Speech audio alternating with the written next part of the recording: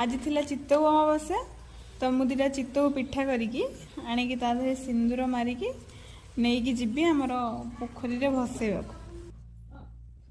दीटा चित्तऊ कर गोटे कईछ गोटे गेंडा जोटा कईछ चित्तऊ कर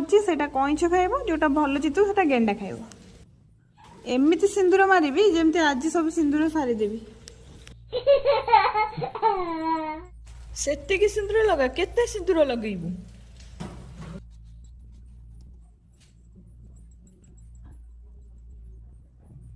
कौन टी सिंदूर पके नहीं जे मते के बाट चले दउना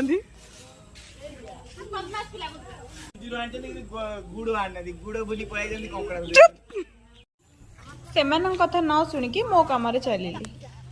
पोखरी कूल को जाइकी तो कईछर पिठाटा को मो कईछ को देकी कहीदे मो गोड़ काटबुनु कि आम परिवार क्या गोड़ काटबुनु कि आम गाँव भी क्या गोड़ काटबुनु एबे गेंडार पिठाटा को गेंडा को देकी पुणी से कथा कहीदेली।